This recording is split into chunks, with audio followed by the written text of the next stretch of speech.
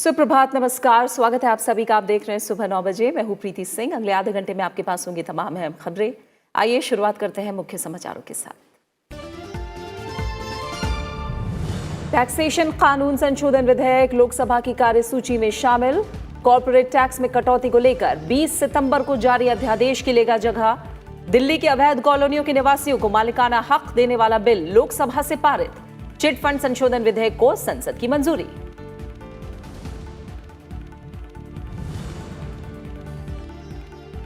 भारत दौरे पर आए श्रीलंकाई राष्ट्रपति गोटाबाया राजपक्षे और प्रधानमंत्री नरेंद्र मोदी के बीच द्विपक्षीय वार्ता आज।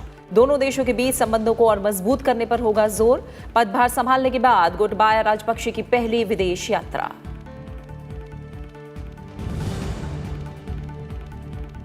रक्षा खरीद परिषद ने 22,800 करोड़ रुपए के सैन्य साजो सामान की खरीद को दी मंजूरी। असॉल्ट राइफलों के लिए देश में ही तैयार होगी thermal imaging night sites. Long range anti submarine warfare aircraft और 2 इंजन वाले हेवी हेलीकॉप्टर की खरीद पर भी मुहर।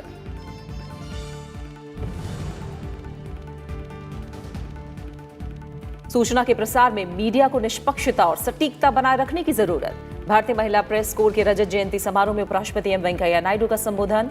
फेक न्यूज रोकने के लिए प्रभावी कदम उठाए जाने पर दिया जोर। कहा, ग्रामीण भारत पर भी ध्यान केंद्रित करे मीडिया।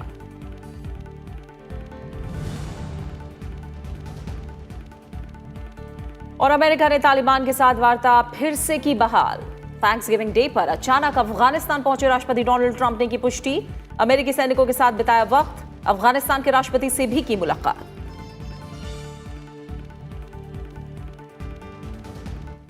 और सबसे पहले बात संसद सत्र की। शीतकालीन सत्र के दूसरे हफ्ते का आज 5वां दिन है और शुक्रवार होने की वजह से दोनों सदनों के एजेंडे में प्राइवेट मेंबर संकल्प शामिल हैं। राज्यसभा के एजेंडे में आज 4 प्राइवेट मेंबर संकल्प शामिल हैं। इसके अलावा श्रम संबंधी संसदीय स्थायी समिति की रिपोर्ट भी सदन में पेश की जाएगी और केंद्रीय संसदीय कार्य राज्य मंत्री वी मुरलीधरन 2 दिसंबर से शुरू होने वाले सप्ताह के लिए सरकारी कार्य के संबंध में बयान देंगे।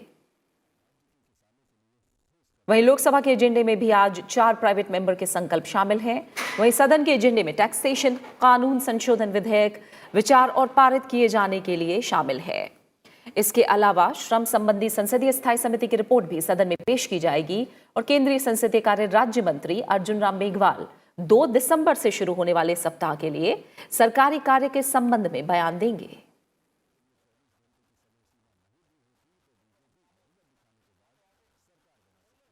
टैक्सेशन कानून संशोधन बिल भी आज लोकसभा के एजेंडे में है।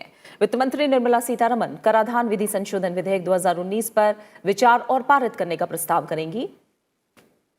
इस विधेयक में विनिर्माण क्षेत्र में उतरने वाली नई देसी कंपनियों के संबंध में टैक्सेशन के वर्तमान प्रावधानों में संशोधन के प्रस्ताव हैं। सरकार ने विनिर्माण क्षेत्र में आने वाली घरेलू नई कंपनियों के लिए कॉर्पोरेट आयकर की दर घटाकर 15% करने का फैसला किया था। ये विधेयक आयकर अधिनियम और वित्त अधिनियम 2019 के कुछ उपबंधों में संशोधन के लिए 20 सितंबर को जारी अध्यादेश की जगह लेगा। अध्यादेश के जरिए कॉर्पोरेट टैक्स को बिना इंसेंटिव के घटाकर 22% और नए मैन्युफैक्चरिंग कंपनियों के लिए 15% कर दिया गया था।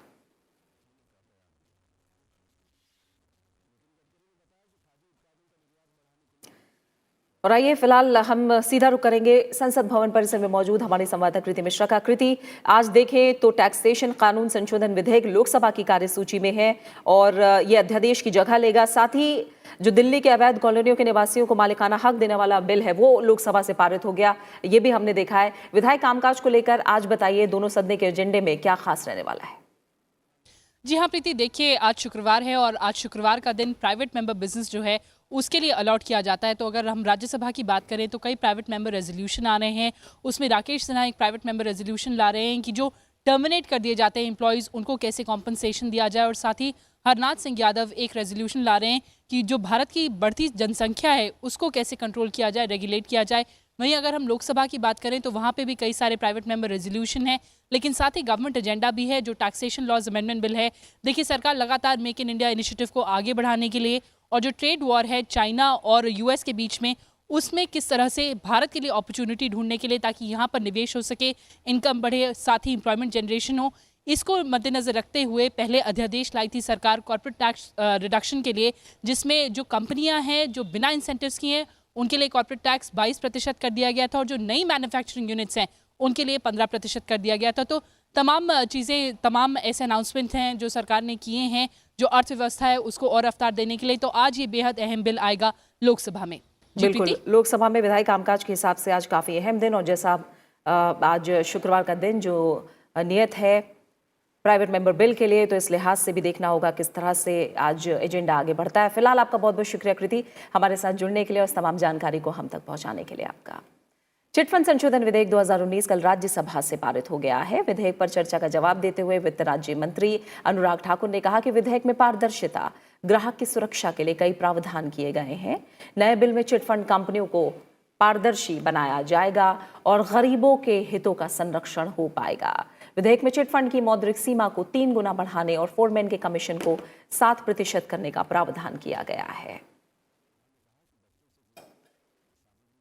2001 के जो इन्फ्लेशन रेट को देखकर हमने तब से इसको कैलकुलेट किया है, और जो इंडिविजुअल्स हैं उसके लिए 1 लाख से बढ़ाकर 3 लाख रुपए की लिमिट की है, फर्म्स के लिए 6 लाख से बढ़ाकर 18 लाख रुपए की कर दी है, और इसको इन्फ्लेशन रेट के साथ जोड़कर ही बढ़ाया गया है।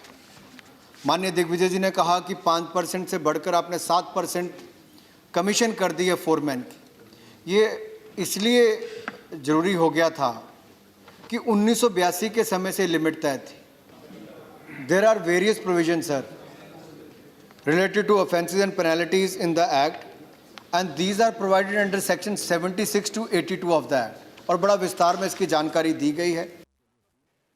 इससे पहले चर्चा में हिस्सा लेते हुए सदस्यों ने चिटफंड के जरिए धोखाधड़ी करने वालों के खिलाफ सख्त कार्रवाई और गरीब लोगों के हितों का ध्यान रखने की मांग की। Stop the policies which actually drive people to the wall, drive people to fight the poverty, drive people to survive, and for that survival they need money and they go for chit fund frauds. Shri Narendra Modi ji की सरकार ने तो पूरी तौर पर व्यवस्था किया कि निवेशकों का बच सके, लेकिन यहां यह भी हुआ है कि अगर सत्ता में बैठे हुए लोग ही इसको संरक्षण देंगे, मंत्री या मुख्यमंत्री अगर इन चिट फंड के लोगों के समर्थन में धरने पर बैठ जाए तो फिर इस लोकतंत्र का क्या होगा। वहीं अगर देखें तो लोकसभा से मंजूरी के बाद जो इलेक्ट्रॉनिक सिगरेट को प्रतिबंधित करने से संबंधित विधेयक है, उस पर कल राज्यसभा में चर्चा शुरू हुई। केंद्रीय स्वास्थ्य मंत्री डॉक्टर हर्षवर्धन ने इलेक्ट्रॉनिक सिगरेट उत्पादन, विनिर्माण, आयात, निर्यात, परिवहन, विक्रय, वितरण, भंडारण और विज्ञापन विधेयक 2019 पर विचार का प्रस्ताव किया। संसद की मंजूरी के बाद ये विधेयक इसी साल 18 सितंबर को जारी अध्यादेश की जगह लेगा। विधेयक में ई सिगरेट का किसी प्रकार उत्पादन, विनिर्माण, आयात, निर्यात, परिवहन, विक्रय, वितरण या विज्ञापन अपराध माना जाएगा, और पहली बार अपराध के मामले में 1 साल तक कैद या 1 लाख रुपए तक जुर्माना या दोनों लगेगा, जबकि अगली बार अपराध के लिए 3 साल तक की कैद और 5 लाख रुपए तक जुर्माना लगाया जा सकता है। के रागेश ने इस विधेयक को लेकर परिणत संकल्प पेश किया। You have to fight it the other way. You have to educate people. You can't straight away ban everything when it has a big consumer base. And we know the classic example is about tobacco, pan masala, alcohol, etc. Since e-cigarettes have a small consumer base, we strongly feel that ban is the most effective measure and it's the need of the hour. There is a study by Public Health England which showed that e-cigarettes were found to be almost 95% less harmful than conventional cigarettes.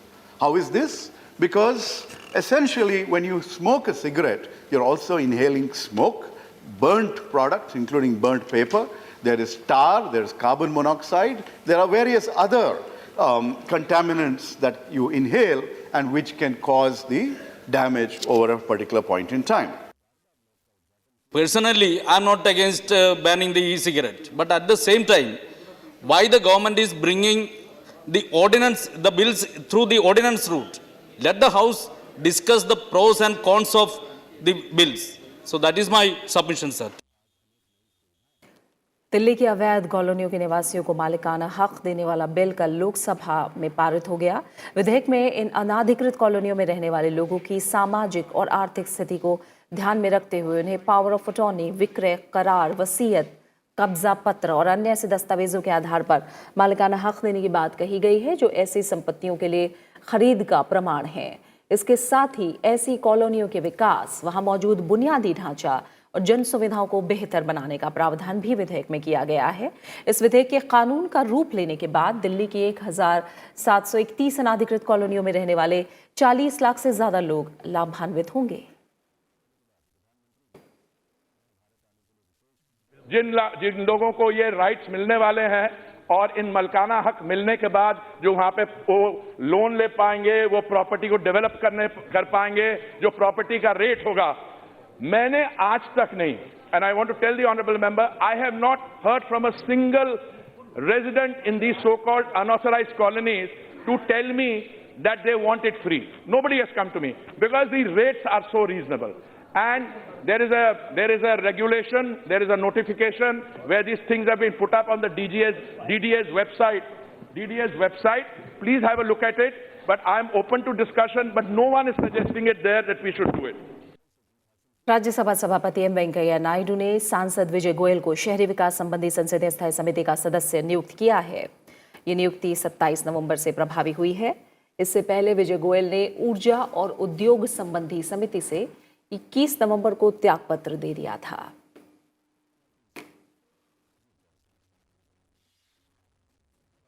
कुछ और अहम खबरें। श्रीलंका के नवनियुक्त राष्ट्रपति गोटबाया राजपक्षे भारत की यात्रा पर हैं। दिल्ली पहुंचने पर केंद्रीय मंत्री वीके सिंह ने नवनिर्वाचित राष्ट्रपति की अगवानी की। चुनाव में मिली जीत के बाद राष्ट्रपति पद संभालने वाले राजपक्षे की ये पहली विदेश यात्रा है।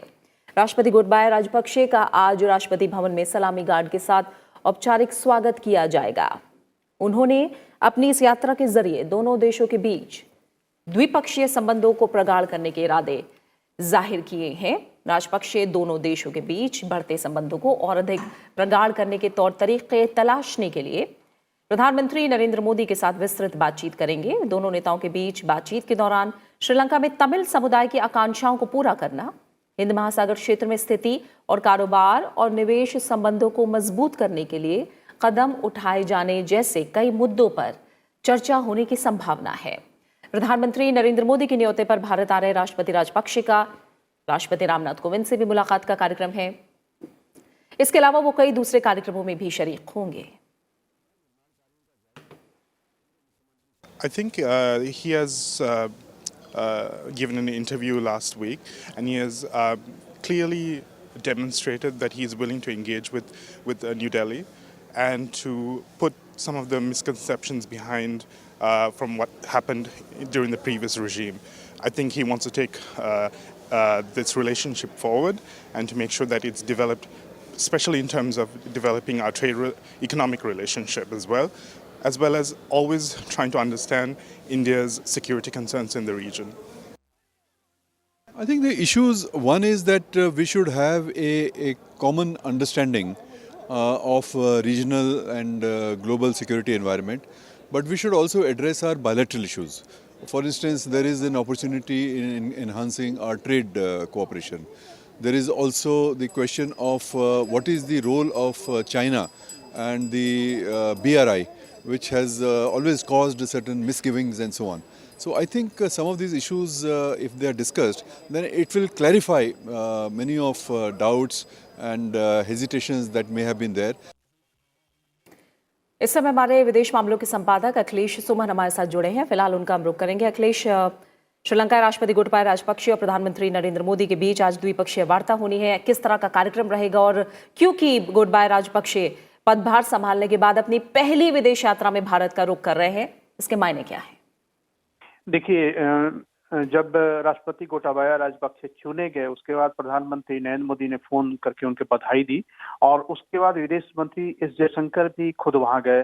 उन्होंने राष्ट्रपति राजपक्षे से मुलाकात की, उनकी पार्टी के अन्य नेताओं से भी वे मिले और उसके बाद उन्होंने प्रधानमंत्री का निमंत्रण भी दिया कि आप भारत आएं।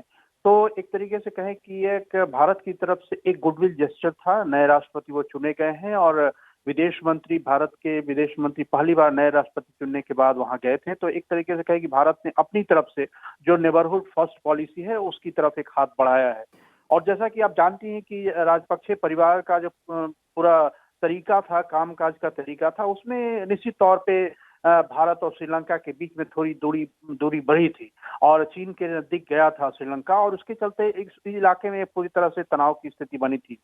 लेकिन अब जब अनुभव हुआ उनको पिछले 5-6 सालों का, तो उस अनुभव में शायद उन्होंने भी महसूस किया, और श्रीलंका के जो विशेषज्ञ हैं वे बता रहे हैं कि वो जो अनुभव है वो अनुभव राजपक्षे के लिए बहुत महत्वपूर्ण है। और इस बार जब उनके भाई प्रधानमंत्री बने हैं तो वो एक नए अनुभव के साथ आ रहे हैं, और आज जब प्रधानमंत्री नरेंद्र मोदी के साथ उनकी शिखर वार्ता होगी तो उस शिखर वार्ता में निश्चित तौर पे जो द्विपक्षीय मुद्दे हैं काफी महत्वपूर्ण है, क्योंकि भारत और श्रीलंका की सुरक्षा व्यवस्था तकरीबन एक तरीके की है, बहुत ही नजदीकी देश है, हिंद महासागर का महत्वपूर्ण देश है श्रीलंका, और भारत का भी हिंद महासागर में काफी बड़ा इंटरेस्ट है। भारत भी श्रीलंका का एक बड़ा देश है। तो इस हिसाब से कहें कि सुरक्षा मामले पे, उसके अलावा रक्षा मामले पे, और फिर व्यापार के मसले पे, और निश्चित तौर पे जो तमिल शरणार्थियों की स्थिति है, भारत में तकरीबन 1 लाख से ज्यादा, 1.5 लाख से ज्यादा तमिल शरणार्थी अभी हैं जो श्रीलंका के युद्ध में वहां से भाग कर आए थे, भारत में रहने को मजबूर हुए थे, उन लोगों के भी लौटने की बात है। उसके अलावा तमिल इलाकों में जो एक डिवोल्यूशन ऑफ पावर है, जो फेडरल स्थिति बनानी है श्रीलंका में, कि जो प्रोविंसेज हैं उन प्रोविंसेस को पावर दिया जाए, वो सारी बातें होंगी ताकि भारत और श्रीलंका के बीच विश्वास भी बहाल हो, और उसके अलावा छोटे छोटे मुद्दे पर तनाव की स्थिति ना हो। बिल्कुल बिल्कुल, बहुत बहुत शुक्रिया अखिलेश आपका हमारे साथ जुड़ने के लिए, और फिलहाल इस तमाम जानकारी को हम तक पहुंचाने के लिए आपका।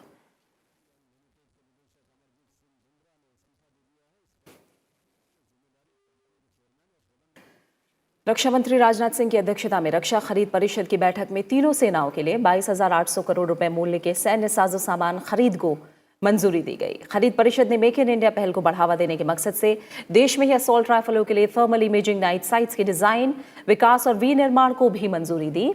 इसका निर्माण निजी क्षेत्र में स्वदेशी कंपनियां करेंगी। जिन अन्य उपकरणों की खरीद की मंजूरी दी गई है उनमें long range anti submarine warfare P-8I aircraft और 2 इंजन वाले हेवी हेलीकॉप्टर भी शामिल हैं।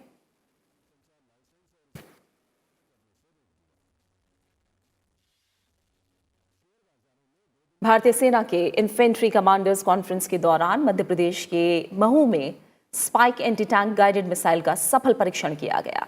इस दौरान सेना प्रमुख जनरल बिपिन रावत भी मौजूद रहे। इस मिसाइल को इजरायल के राफेल एडवांस डिफेंस सिस्टम ने विकसित किया है। भारतीय सेना ऐसे मिसाइल की मांग बहुत समय से कर रही थी। सेना की जरूरतों को देखते हुए तत्काल प्रभाव से इस मिसाइल को शामिल किया गया। इस मिसाइल की सहायता से दुश्मनों के टैंक को युद्ध के मैदान में आसानी से नष्ट किया जा सकता है। एंटी टैंक गाइडेड मिसाइल को ATGM के नाम से जाना जाता है, जो आम टैंक को नष्ट करने में सक्षम होता है।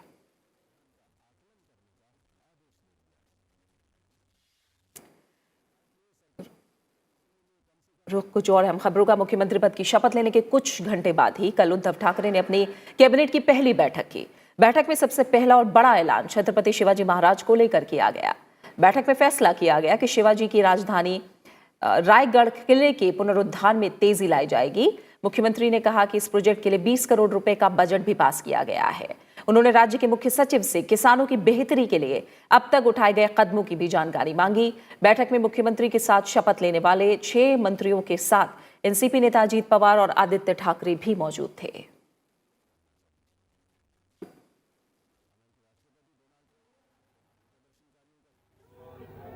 छत्रपती शिवाजी महाराजांना वंदन करून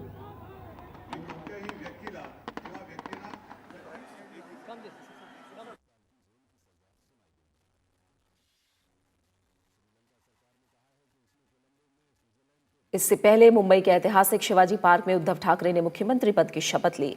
शपथ ग्रहण समारोह में कांग्रेस, एनसीपी और शिवसेना के तमाम बड़े नेता मौजूद रहे। समारोह में कई राज्यों के मुख्यमंत्री भी पहुंचे। उद्धव ठाकरे के बाद शिवसेना के एकनाथ शिंदे, सुभाष देसाई को मंत्री पद की शपथ दिलाई गई। इसके बाद एनसीपी कोटे से विधायक दल के नेता जयंत पाटिल और छगन भुजबल को भी शपथ दिलाई गई। वहीं कांग्रेस नेता बालासाहब थोराट और नितिन राउत को भी मंत्री पद की शपथ दिलाई गई।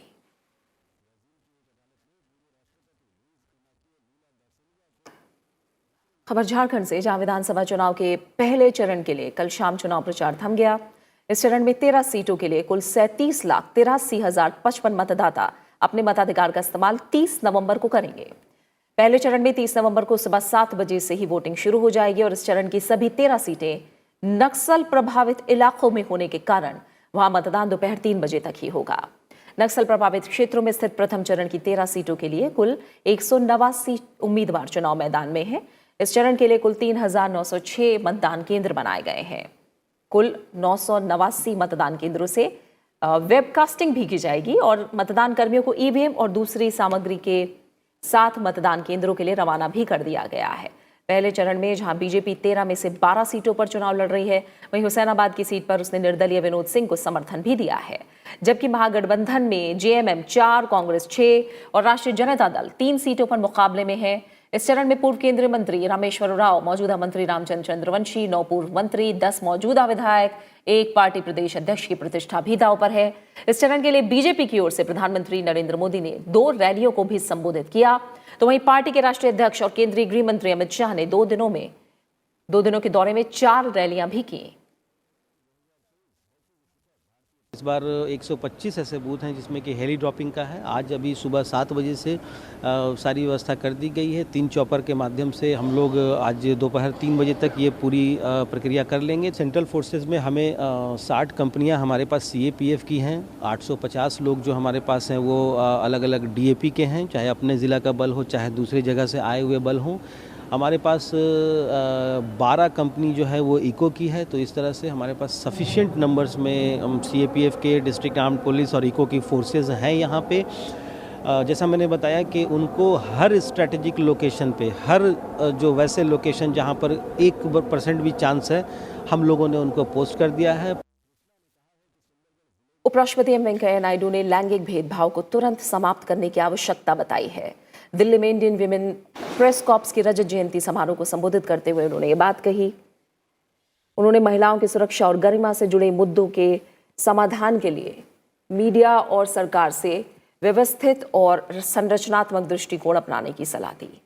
उन्होंने कहा कि सुनिश्चित करना सरकारों और मीडिया और नागरिक समाज की सामूहिक जिम्मेदारी है कि महिलाओं को राष्ट्र की विकास प्रक्रिया में समान भागीदार बनाया जाए।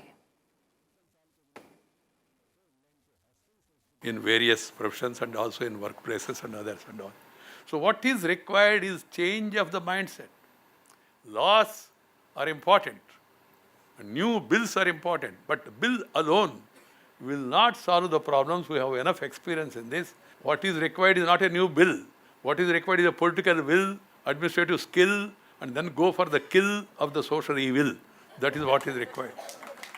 People has to be educated to change their mindset. That is the need of the hour.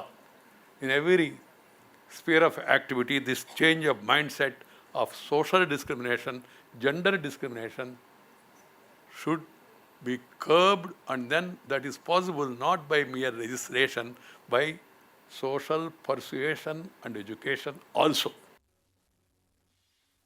उपराष्ट्रपति ने कहा कि पत्रकारिता का उद्देश्य नागरिकों को वो सूचना उपलब्ध कराना है जिससे वो अपने समुदाय और सामाजिक जीवन और अपनी सरकार के विषय में उचित निर्णय ले सकें। मीडिया का दायित्व सिर्फ सही सूचना प्रदान करना ही नहीं, बल्कि लोगों को उनके अधिकारों और कर्तव्यों के विषय में शिक्षित करना भी है। उन्होंने अपील की कि पत्रकार तथ्यों को अपनी सोच, अपने विचारों से प्रभावित ना होने दें, तथ्यों को अपने वैचारिक पूर्वाग्रहों से अलग रखें। पत्रकारिता का उद्देश्य नागरिकों को वो सूचना उपलब्ध कराने है जिससे वे अपने आप, समुदाय तथा सामाजिक जीवन और अपनी सरकार के विषय में उचित निर्णय ले सके। पत्रकारिता का उद्देश्य लोगों का सूचना उपलब्ध कराना है जिससे वे सोच समझकर बेहतर निर्णय ले सके। दूसरे शब्दों में पत्रकारिता से अपेक्षित है कि वह नागरिकों का सशक्तिकरण करे, एम्पावर द पीपल। मीडिया का दायित्व सिर्फ नहीं सूचना प्रदान करना ही नहीं, बल्कि लोगों को उनका अधिकार और कर्तव्यों के विषय में शिक्षित करना भी है। और अब बात पर्यावरण और जलवायु परिवर्तन को लेकर खास पेशकश की।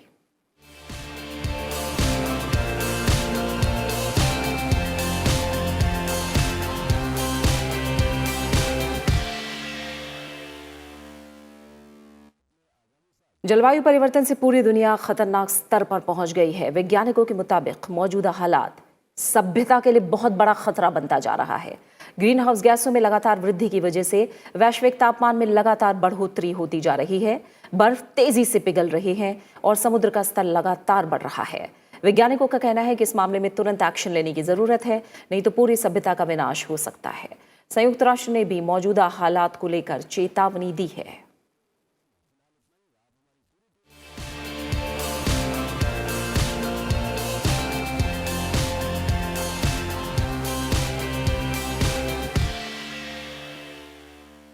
अहम अंतर्राष्ट्रीय खबरों में अमेरिका के राष्ट्रपति डोनाल्ड ट्रंप थैंक्सगिविंग डे पर अमेरिकी सैनिकों के साथ छुट्टियां मनाने के लिए बिना किसी घोषणा के कल अफगानिस्तान के दौरे पर पहुंचे। उन्होंने काबुल के बाहर बाग्राम एयरबेस पर तैनात अमेरिकी सैनिकों के साथ बातचीत की। अमेरिकी राष्ट्रपति डोनाल्ड ट्रंप ने कहा है कि अमेरिका ने तालिबान के साथ बातचीत फिर शुरू कर दी है। राष्ट्रपति ट्रंप ने कहा कि तालिबान एक समझौता करना चाहता है और हम उनके साथ बैठक कर रहे हैं। उन्होंने कहा कि संघर्ष विराम होना चाहिए। अफगानिस्तान पहुंचे राष्ट्रपति ट्रंप ने अफगानिस्तान के राष्ट्रपति अशरफ गनी से भी मुलाकात की। They want to make a deal, so we'll see what happens. If they make it, fine. If they don't make it, that's fine. We're going to be able to do everything we're doing and actually more. We're going to stay until such time as we have a deal or we have total victory. And they want to make a deal very badly. So we're dealing with, this is really for the media, I guess, more than anybody, because the president knows what I'm saying. The Taliban wants to make a deal, and we're meeting with them, and we're saying it has to be a ceasefire. They didn't want to do a ceasefire, but now they do want to do a ceasefire. I believe it probably work out that way, and we'll see what happens. But we've made tremendous progress. Likewise with Al Qaeda, we're down. और खेल की दुनिया से एक अच्छी खबर, भारतीय महिला तीरंदाज दीपिका कुमारी ने एशियाई तीरंदाजी चैंपियनशिप के महिला रिकर्व में स्वर्ण पदक जीत लिया है। वहीं अंकिता भक्त ने रजत पदक अपने नाम किया। दीपिका ने अंकिता को एक तरफा फाइनल में 6-0 से मात दी। इन दोनों ने पहले सेमीफाइनल में पहुंचकर देश के लिए व्यक्तिगत ओलंपिक कोटा हासिल कर लिया था। अंतिम 4 में अंकिता ने भूटान की कर्मा को, जबकि दीपिका ने वियतनाम की एनगुए थो थी एन को हराया था। और इसी के साथ फिलहाल सुबह 9 बजे की खबरों में मेरे साथ इतना है। एक छोटे से ब्रेक के बाद आप देख सकते हैं ब्रेकफास्ट न्यूज। नमस्कार।